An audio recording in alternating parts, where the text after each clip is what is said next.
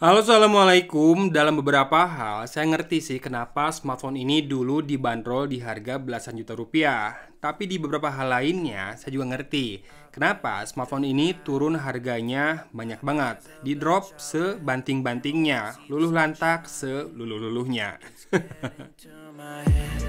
One look in the mirror, don't like what I find. I know that somewhere in Oke, jadi ini adalah Sharp Aquos R3 yang dulu dibanderol di angka 11 juta rupiah.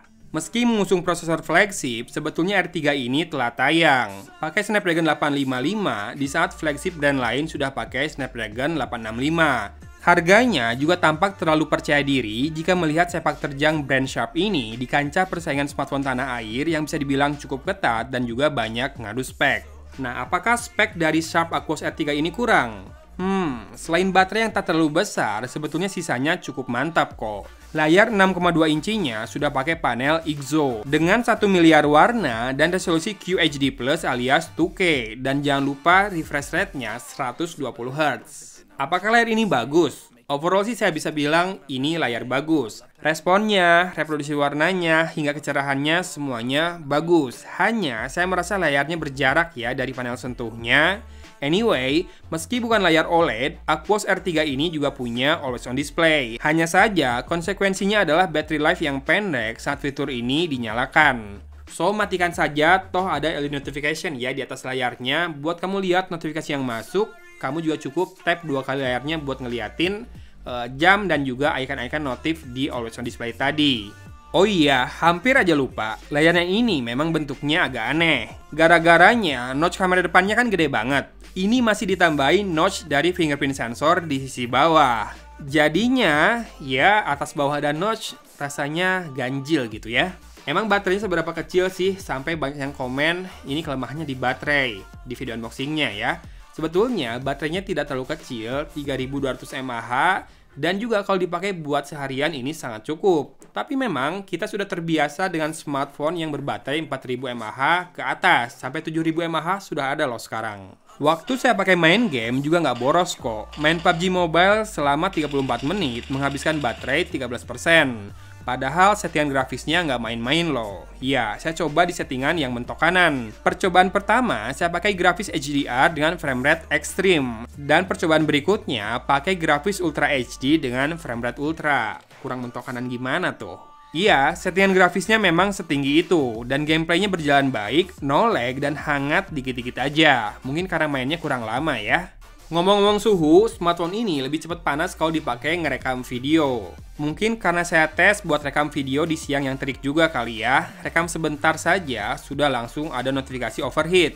Dan kalau sudah begini, kameranya nggak bisa dipakai dulu, nunggu adem. Mengingatkan saya sama HP Jepang lainnya, Sony. Tapi memang kameranya flagship punya sih. Atau mungkin karena efek layarnya yang bagus itu ya, jadinya kerasanya superb juga si image-nya di layarnya. Soalnya, tiap kita bidik objek, apalagi kalau dari dekat, detailnya itu terlihat dengan sangat baik. Dengan warna yang hidup, tapi tidak lebay. Buat perekaman video pun terasa banget stabilnya, hanya ada sedikit keanehan saja, di mana frame rate 60 fps hanya ada di resolusi Full HD kalau pakai lensa ultrawide. Di lensa utama, tidak bisa. Kalau resolusi maksimalnya buat perekaman video ini di ketiga kameranya itu 4K ya semuanya.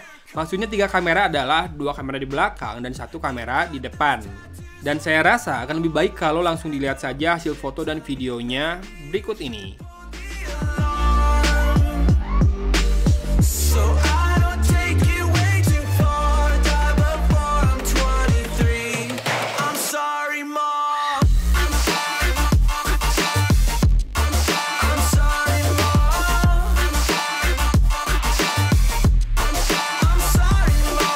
Siblings are perfect and I wish I were the same. Making bad decisions, it should be my middle name. I love playing with fire, it's my favorite.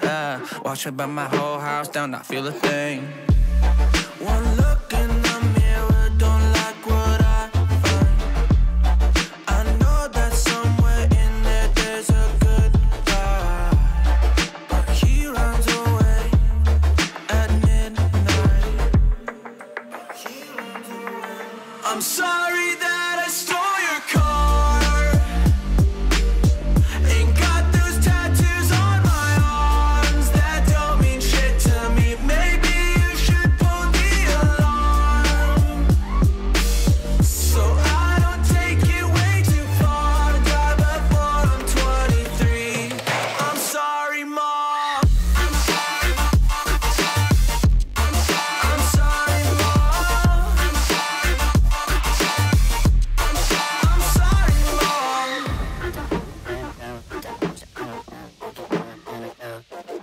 Well, this is what happens when I'm out of my medicine. There's collateral damage, I gotta go. I'm sorry that I stole your car. Rekaman video dengan Sharp Aquos R3. Stabil banget. Ini udah saya naik-naik turunin. Metering, warna juga bagus. Ini cuma kalau audio saya pakai masker ya.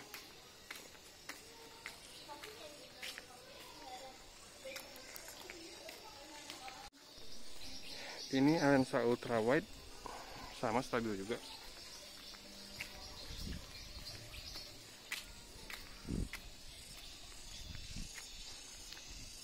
Ini di 4K masih kelihatan stabil begini. Tuh. Ih, mantap. Cuma gampang overheat, jadi kayaknya nggak akan bisa lama-lama. Apa, Dek? 4K di lensa ultra wide. Oh, kalau di sini rada patah-patah tadi gambarnya. Semoga hasilnya enggak. Tapi patah-patah sih segini. 4K di ultra wide-nya. Cuma yang Full HD 60 fps itu cuma bisa ultra wide. Lensa utamanya nggak bisa. Kamera depan di Full HD. Lepas masker dulu sebentar. Ada backlight. Masih lumayan, masih dapat detailnya beberapa, tapi ya rada kepayahan sih ngadep backlight mah. Stabilisasi sambil jalan, silakan dicek. Lumayan ya. Kamera depan juga bisa 4K kayak gini hasilnya. Main stabil sih. Mentoringnya juga lumayan bagus. Ada backlight, masih lumayan, nggak gelap-gelap banget juga. Buat multimedia, sebetulnya smartphone ini juga tergolong bagus. Hanya saja saat menonton video mungkin terpotong oleh noise gandanya ini. Sementara buat loudspeakernya ini udah mantap stereo pula.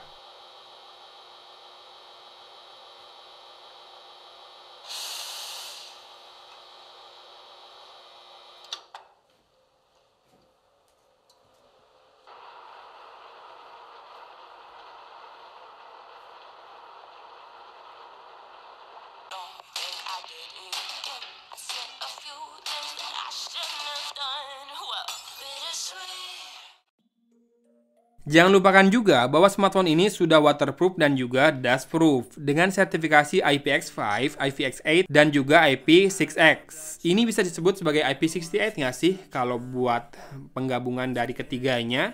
Karena kan biasanya digit pertama itu buat dustproofnya, digit kedua buat waterproofnya. Komen ya buat yang tahu. Plus ada NFC dan juga disebut memiliki kemampuan wireless charging. Wireless charging ya. Kenapa saya bilang disebut memiliki kemampuan? Karena ditulis di websitenya Sharp ini punya kemampuan itu. Tapi sudah saya tes di wireless charging saya di rumah, belum bisa. Satu yang masih dipertahankan oleh Sharp adalah kehadiran jack audio 3,5 mm yang mana sudah mau punah di smartphone flagship dari brand lain. Build quality-nya juga kokoh, finishingnya kece, paling keluhan saya adalah tombol fisiknya yang kecil-kecil ini saja. Oh ya, smartphone ini juga dibekali dengan fitur-fitur software yang jarang kita temukan di smartphone lain. Misalkan nih kayak fail display seperti ini bisa bikin kita tidak bisa diintip sama orang dari pinggir ya. Jadi orangnya bisa lihat tapi udah terganggu penglihatannya. Ini juga yang saya lihat di video promosi dari produk ini. Lucu sih di videonya.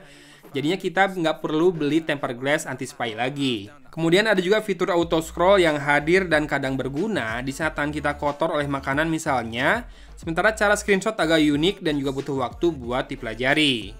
Overall, experience memakai smartphone ini mirip dengan pakai Android stock. Semuanya terasa gegas dimulai dari saat membuka kunci, baik dengan fingerprint scanner maupun dengan face unlock-nya. Hanya saja ada sedikit animasi di layarnya saat screen-nya terbuka yang membuatnya nampak kurang instan. Oh ya, sayang smartphone ini masih mandek di Android 10 dengan security patch level di November 2020. Apakah bakal masih ada update? Entahlah, saya rasa untuk dukungan software ini sebaiknya tak berharap banyak. Toh HP ini sudah dibanting banget harganya, entah cuma ngabisin stok sebelum datang varian baru, atau memang Sharp sudah kapok jualan seri Aquos mereka di Indonesia. Tapi saya rasa, kalaupun Sharp rilis HP mahal lagi, orang bakal pikir-pikir lagi nih sebelum beli. Bayangkan perasaan orang-orang yang dulu beli smartphone ini seharga 11 juta rupiah pas tahu saya beli ini seharga 3.750.000 rupiah saja. Kalau di harganya yang sekarang sih, rasanya apa yang didapatkan dari Sharp Aquos R3 ini sepadan bahkan terasa istimewa. Yakin deh, aroma flagshipnya ini masih kerasa kental banget. Tapi memang, peta persaingan smartphone di sini nampaknya belum Sharp kantongi dan juga pelajari dengan baik. Padahal smartphone Jepang begini sangat memberi alternatif segar di tengah perkembangan smartphone teranyar yang makin monoton saja rasanya. So, akhir kata, semoga Sharp bisa beradaptasi dan lebih baik lagi ya di pasar Indonesia. Jangan kapok buat coba lagi ya Sharp ya. Dan juga buat teman-teman yang nonton, jangan lupa buat harimu lebih menyenangkan dan juga berbahagia dengan selalu bersyukur. Dari Kota Cimahi, Agon pamit undur diri. Wassalamualaikum warahmatullahi wabarakatuh.